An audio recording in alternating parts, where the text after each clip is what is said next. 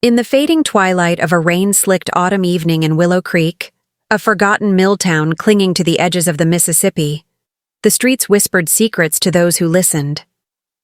Neon signs flickered like dying fireflies over pawn shops and empty lots, casting long shadows that danced with the ghosts of better days. Eleanor Hayes, 82 years young with silver hair pinned in a loose chignon and eyes like polished riverstones, shuffled along Elm Street, her cane tapping a Morse code of quiet determination. She'd come from the market with a modest sack of apples, tart Granny Smiths, the kind that reminded her of orchard picnics with her late husband, Thomas, back when the world felt boundless. But tonight, the air hung heavy with the scent of impending storm, and heavier still with malice. As Eleanor paused to adjust her shawl, a shadow detached from the alley. Victor Slade, a hulking brute with a face scarred by too many bar fights and a soul eroded by greed. He was the landlord from hell, the man who'd hounded her for months over a rent hike she couldn't afford on her widow's pension. "Pay up." "Old bat!" Victor snarled, his voice a guttural rumble that echoed off the brick walls. He snatched the sack from her grasp, apples tumbling like fallen stars onto the wet pavement. One bruised fruit rolled into the gutter, a casualty of his sneer. "Or I'll drag you out myself. This dump's mine now." Eleanor's heart stuttered, but her voice rose clear and unbroken, a melody forged in the fires of a lifetime. "You've taken enough, Victor. My home, my peace, enough." She swung her cane, not in fury, but in the desperate arc of survival. It clipped his knee and he roared, lunging forward with fists like sledgehammers. The first blow grazed her shoulder, sending her crumpling against a lamppost. Pain bloomed, sharp and unyielding, but it was the injustice that tore at her soul. "Help!" she cried, her voice piercing the drizzle like a siren's call. "Someone please help me." The street, indifferent as ever, swallowed her plea. A car splashed by, its driver averting eyes from the tableau of frailty versus fury. Victor loomed closer, his boot pinning her cane, his laughter a venomous hiss. "No one's coming for you, hag. Willow Creek don't care about relics like—" The thunder came not from the sky, but from the earth itself. A low primal growl swelled from the intersection, a symphony of revving engines, tires biting asphalt like wolves on the hunt. Headlights sliced through the gloom, twin beams of judgment from 4 Harleys that materialized like avenging specters. The Iron Vipers, a brotherhood forged in the crucible of lost wars and unbreakable oaths, had been rolling through town on their annual remembrance ride. Led by Thorne Blackwood, a towering figure with raven hair streaked silver and a gaze that could calm tempests. They were legends whispered in dive bars, guardians of the overlooked, riders who turned the road into a reckoning. Thorne killed the engine first. His bike, a midnight black beast etched with phoenix wings, settling like a predator at rest.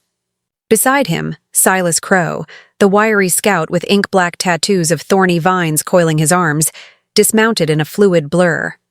Ravenna Storm, the fierce navigator whose laughter could outshine lightning and whose switchblade was never far from reach, flanked them, her emerald eyes narrowing to slits. And trailing was Kai Lennox, the quiet healer of the pack, his gentle hands belying the steel in his spine. They moved as one, a wall of leather and loyalty, boots thudding in unison against the rain-puddled concrete. Victor whirled, his bravado fracturing like cheap glass. "What the— Stay out of this, freaks! This ain't your business." Thorne's voice was velvet over granite, low and laced with the weight of battles unseen. "When a lady calls for justice, brother, it becomes every man's business, especially when she's got more spine than you." He stepped forward, his presence alone shrinking Victor's shadow. The Vipers formed a crescent, unyielding, their vests emblazoned with the coiled serpent emblem, a symbol of those who'd slithered through hell and emerged unbroken. Eleanor, propped against the lamppost, watched through tears that mingled with the rain. Her breath came in shallow gasps, but hope flickered anew, warm as hearthfire. I just wanted to go home," she whispered, more to the night than to them. Silas knelt swiftly, gathering the scattered apples with reverent care. his calloused fingers gentle as a lover's. "Home's sacred, ma'am. No storm takes that without a fight." He pressed the sack back into her hands, his smile a rare dawn in the dusk. Victor backed away, sweat beading on his brow despite the chill. "You can't, I'm the law here. I'll have you all—" Ravenna's laugh cut him like a whip crack, sharp and unyielding. "Law? You're just a bully in a cheap coat, Slade. We know your game. Evictions for profit, threats in the dark. The Vipers ride for the forgotten. And tonight? We ride for her." She flicked open her phone, the screen glowing with evidence. Recordings from tenants past, affidavits from the shadows. Kai, ever the strategist, had networked the underbelly of Willow Creek weeks ago, piecing together Victor's web of deceit. Thorne closed the distance, his hand clamping Victor's shoulder, not in violence but in inexorable command. "Here's your justice, Slade. Sign the papers Ravenna's got. Waive the rent, or we escort you to the sheriff ourselves. And trust me, the road's kinder than what waits in a cell." The brute's defiance crumbled under the weight of their unity. Trembling, he scrawled his name on the crisp document Ravenna thrust forward, his empire of cruelty dissolving in ink and regret. "Fine, just go. Take the old witch and her trash heap." But Thorne wasn't done. He turned to Eleanor, his voice softening to a balm. "Ma'am, Eleanor, if I may, you're no witch. You're a survivor. Like us." He shrugged off his viper vest, draping it over her shoulders.